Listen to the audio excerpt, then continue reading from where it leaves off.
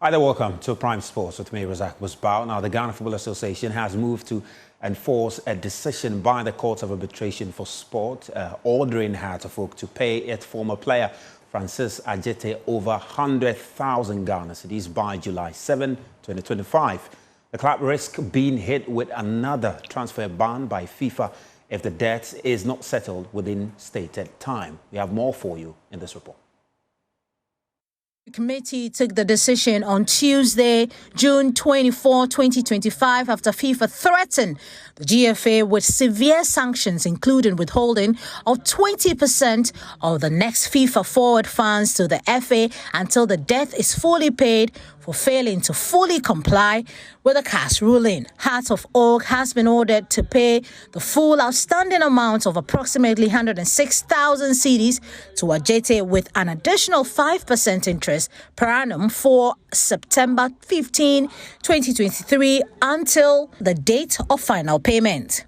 The club has also been instructed to pay the players' legal expenses as originally awarded by the CAS. The club has been given a final deadline of July 7, 2025 to fully settle all outstanding amounts. Failure to comply will result in an automatic transfer ban both within Ghana and internationally until the debt is fully cleared. The GFA has also cautioned the club to strictly adhere to this directive, noting that the enforcement measures will be applied automatically without further hearings if payments are not made by the deadline.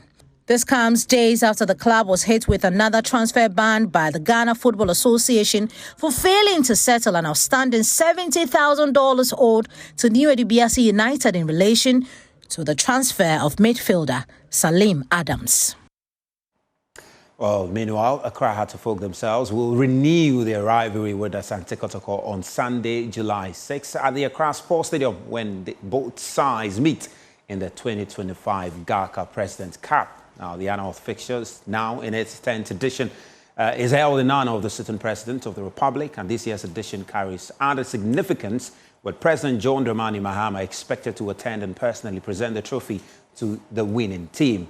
The event, which is organized by the Ghana League Clubs Association with support from the Ministry of Sports and Recreation, is expected to help foster unity within the country while promoting Ghanaian football excellence.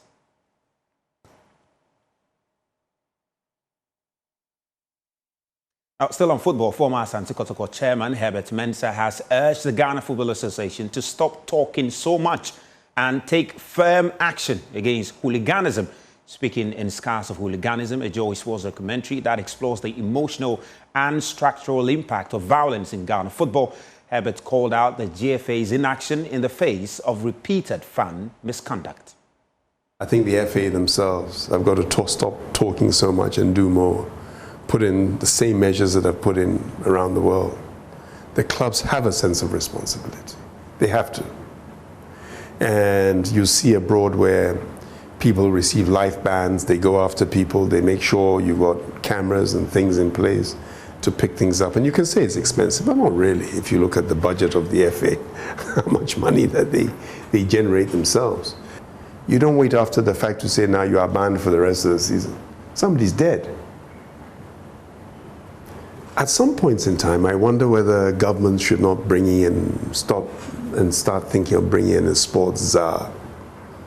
Somebody who comes in to clean up the mess, because there's too much mess. And the mess is unnecessary. Maybe ministers don't get it or not capable of doing it. Then you need a sports czar equipped with law to be able to get in and say, we're starting a fast-track court. We're starting a sports resolution dispute section that like they have in Kenya.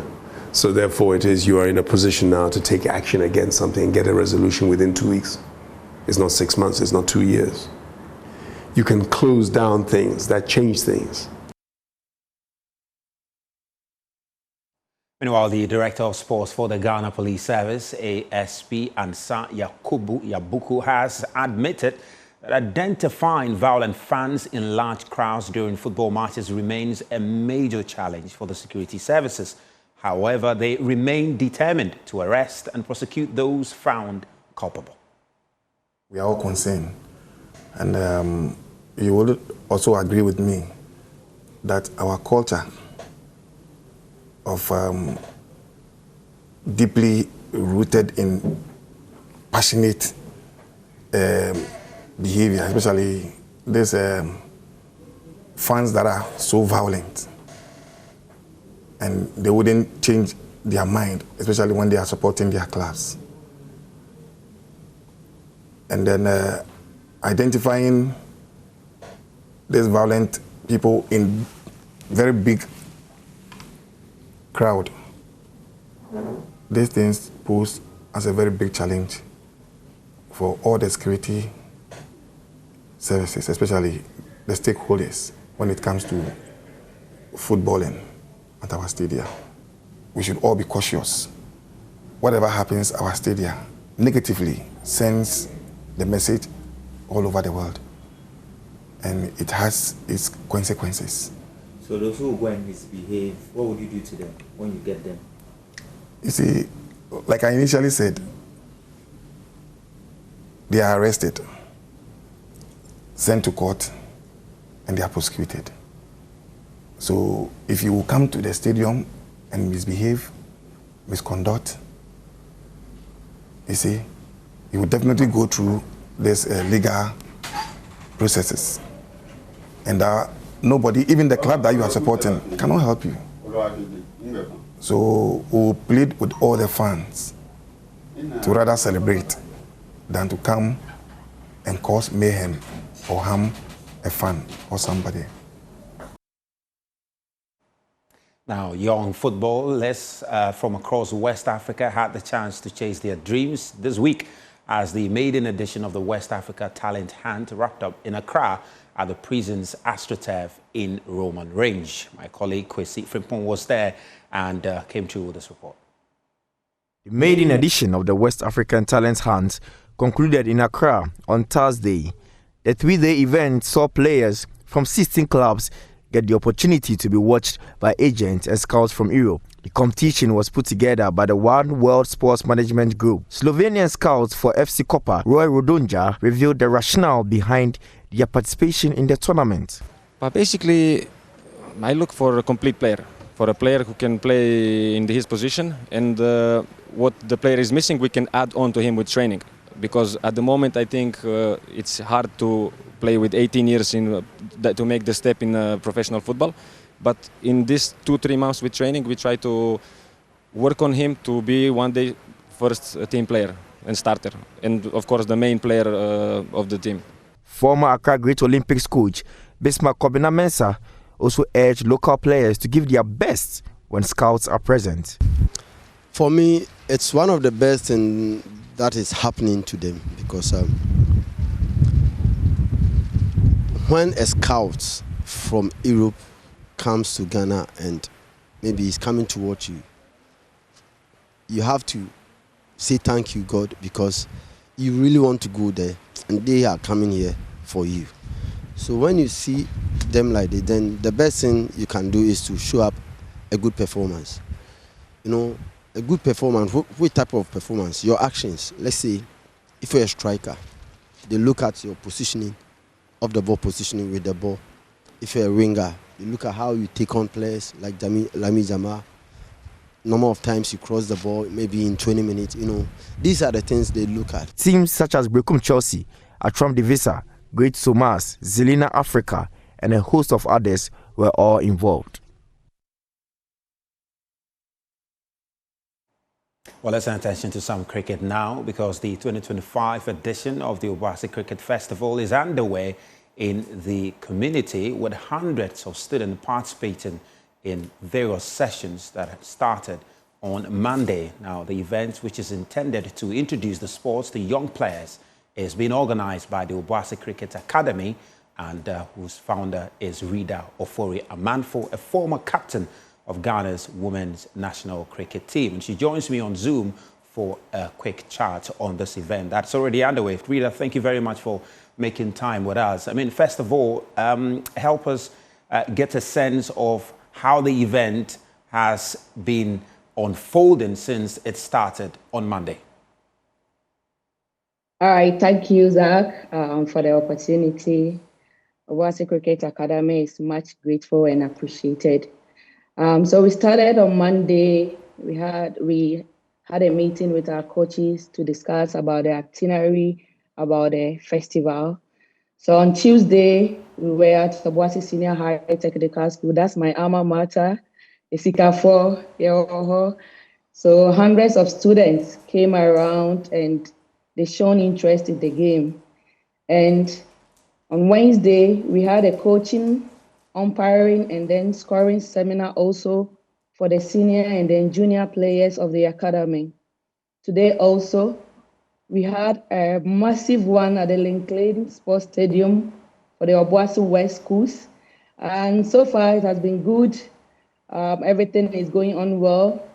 And thanks to our coaches and everybody from day one, our sponsors. So today it has been amazing. Tomorrow we are going to Akokari. Tomorrow we'll be at Akokari here for another day. And Saturday will be the Grand Derby, and I am taking this opportunity to invite each and every one of you to come to the Kenya University of Obuasi Campus Cricket Over. Join us to celebrate the third edition of the Obuasi Cricket Festival. Amazing. You sound really excited about the event. What do you aim to achieve with this event? Because we just seen on the screens, hundreds of young people have turned out at the Obuasi Stadium to be introduced to the sport. What are you looking to achieve with this event? So gone were the days when Obuasi schools used to play inter-schools cricket league in Obuasi.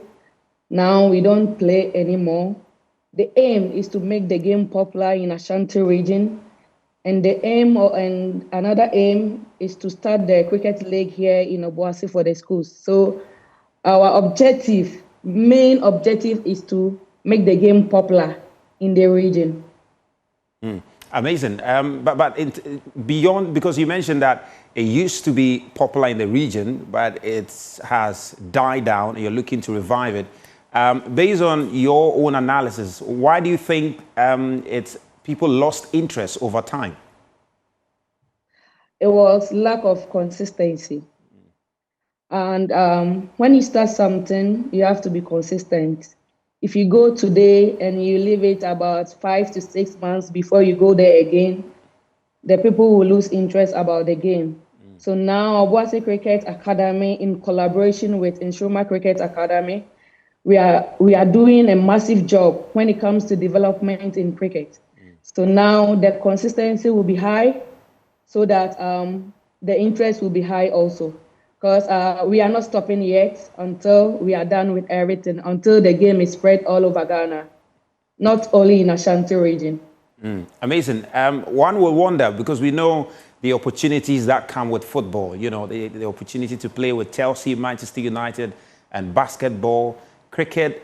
And most young people, you wouldn't ask them, you hardly hear them mention cricket as a sport that they want to play, maybe in the future or anything. What kind of opportunities are there for a typical cricket player, you know, around the world?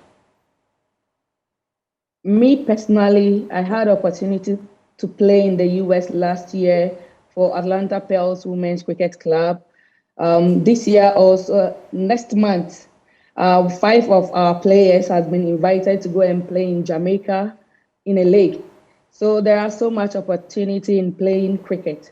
So I urge Ghana Cricket Association to take the game serious in the country so that we can, you know, do massive development, because there are much talent here in Ghana that are willing to play the game cricket. So I think, as I said earlier, the consistency will do the magic for us. I mean, let's touch on government, because a lot of time, most of these less funded sports bemoan the amount of attention that is given to them. And this event that you've organized, the Academy has organized, you and the Academy have organized, to what extent have you received any support from, what do you call it, the ministry, the sports ministry? And if you haven't received any support, what kind of support do you think the ministry can lend you as you look to help make the sport popular in the country? So, as you can see, Obasa Cricket Academy is the first cricket academy in the Ashanti region. So far, we haven't received any support from the ministry, neither Ghana Cricket Association. So this program has been founded by my company, that is the Underground Mining Alliance, UMA Obasa Ghana, with support from Nkrumah Cricket Academy. So, you know, sometimes it hurts when you are doing a good job and you don't get the support from the higher level. At times, I feel devastated. So I think they should invest more in the lesser known sports, not only cricket, because cricket is not the only lesser known sports in Ghana. Me, for instance, I've played for Ghana under 19 handball team before in 2014. So I know how it feels when you don't get the support when you are playing for the national team or when you are doing a massive development in sports. Amazing, amazing. Yeah. It's incredible. I mean, the sports minister himself, Kofi Adams, has spoken extensively about his willingness to support all sports and federations and to help grow the sport, all kind of sports in the country. Just a final question to you, though. When you look at what you're doing in Obuasi with this festival, how will you describe the future of this sport in the country? The future is bright. And very soon, Obuasi will take over Ghana cricket. Not only Ghana cricket, but cricket in Ghana. Because the development and then the happiness I see in the faces of the participants is so adoring. So myself, the Obuasi Cricket Academy, and then Nkrumah Cricket Academy, I think very soon, Nkrumah Cricket Academy is in Accra. And then Obuasi Cricket Academy is in Obuasi. That's the Ashanti part of Ghana. So very soon, Obuasi will take part because we are on heat. Let me use that word. We are on heat. Yeah. Amazing. Really, really exciting. I think what you're doing is impressive with your team, and what you're doing is really, really impressive. We know that cricket is really popular in you know, the Asian part of the world, you know, especially in India, etc. But you're making tremendous effort to try and promote it here. And just before I let you go, finally though, so tomorrow, Friday, and Saturday, 2 more days to go. Can you just reiterate what you said will happen tomorrow and on Saturday? So tomorrow we'll be leaving the shores of Obuasi and the shores of our comfort zone to Adansi Akokere. We have some schools there that we want to introduce the game to them. So on the final day, that's Saturday, we'll be having a mixed team.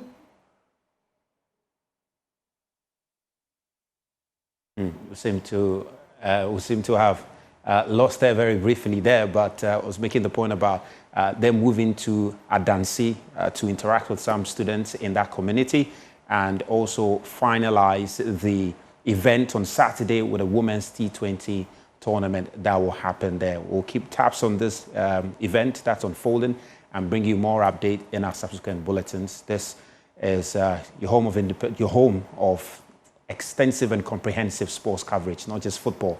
And it's on that note that we end tonight's edition of Prime Sports with me, Razak Puspa. That was Rida Ofori Amanfo, the founder of the Obuasi Cricket Festival. We have more stories for you on myjoyonline.com. Please do have a wonderful evening, and we'll be back same time tomorrow.